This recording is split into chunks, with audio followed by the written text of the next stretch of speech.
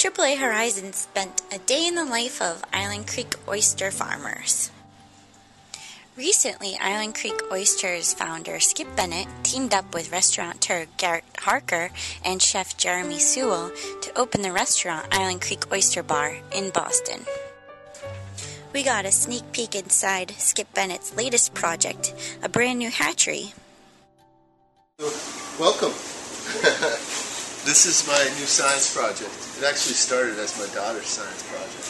This kind of grew, but we've always, this time of year we start with the seed, with the baby oysters, usually like the middle of May. And for 20 years we bought seed from a hatchery. It's fairly expensive, and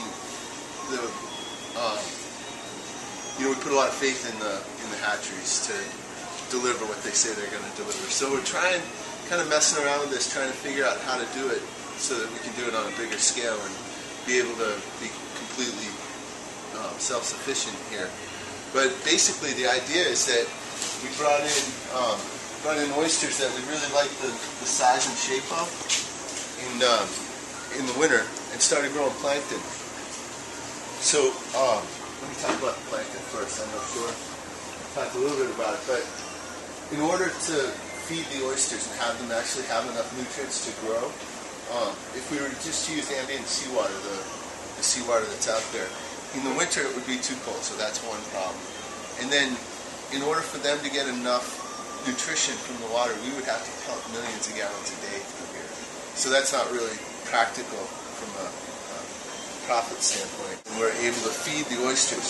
So we brought these in a few weeks ago with the idea that we'd warm the water up a little bit, put the oysters in, and start feeding them. You can see all that white new growth. That's all from them being in here and being fed. So they're actually starting to grow. But the other thing that they're doing is they're starting to build gonads. So they think it's spring. So they're getting ready to spawn. The larvae will go in these big tanks for about 2 weeks. We have to drain them down every other day, switch them out so that we clean the water and wash the larvae. After about 2 weeks, they develop an eye spot, which is actually an eye, and it senses light. The oysters in the wild, when they actually metamorphose from a larvae into an oyster, they like to find dark places, like these cinder blocks were in the water where there were oyster sets. You can find oysters that were stuck up underneath, so they get into the shade, and that's where they want to grow. We took a boat ride out into Duxbury Bay to see where the oysters are grown. There's a reason the oysters taste so good, and it's because of their location in the bay. As you can see, we're kind of fully encapsulated here because of a 4-mile barrier beach, and it's that barrier beach that allows us to grow oysters here, which makes this bay so tranquil. Oysters are exactly like wine. You talk about a Cabernet or a Merlot as a varietal, right?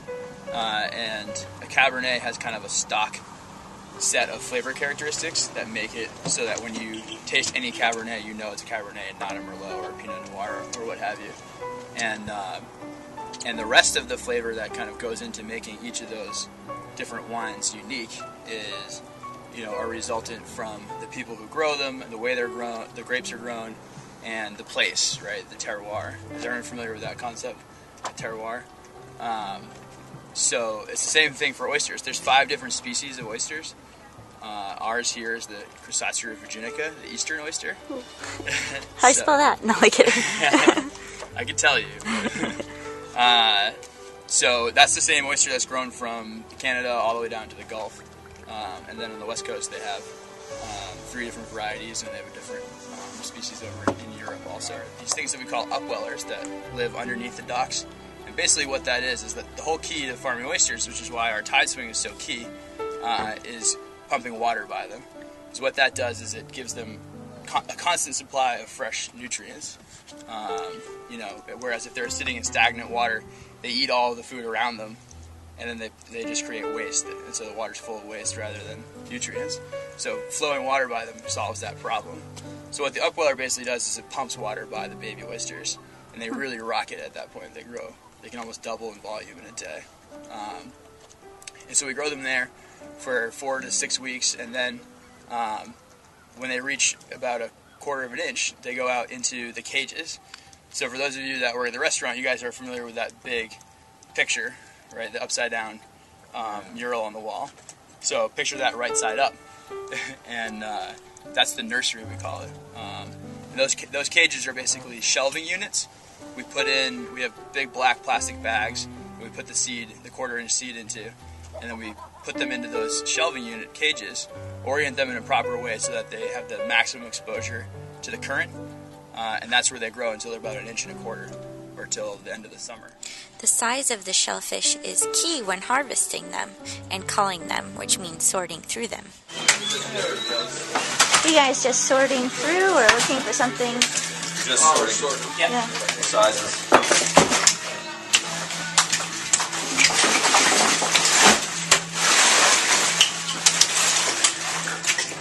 But we put them in the same Those are category. selects. And then we have our per se bin, which is just, they all just go to French Laundry into per se. What's the difference in just smaller size? Smaller, they're usually thicker, and So they're nice and round, like try to be pretty cuppy. Any special requests that size?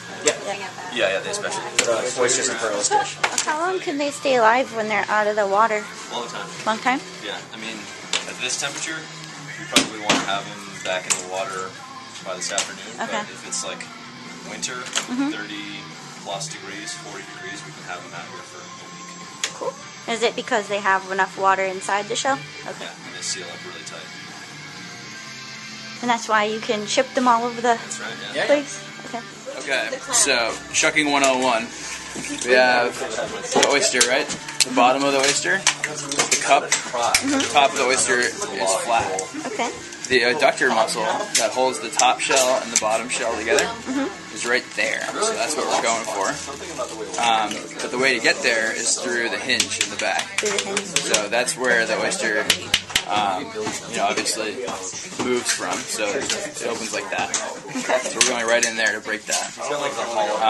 And what I use this short, sharp knife because a lot of people use duller knives, but the dull knives make you exert more force. So when you do mess up, you really mangle yourself. Whereas this just slips into the oyster pretty easily. So put my thumb on the blade to hedge my bet, so that I don't. If I'm out here like this and I miss, I go all the way to my hand. But if I got my thumb on, I just end up cutting my thumb.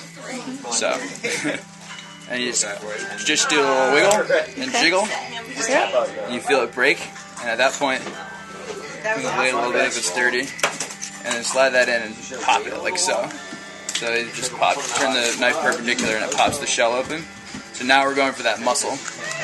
You gotta really grind the blade along the top of the shell, because the key is not to leave any meat on the top. See? So that's nice and clean. And then, you still have to sever the bottom. If you're French, you don't, because it proves that the oyster actually came from the shell that's being served in, but we're not as concerned about that over here.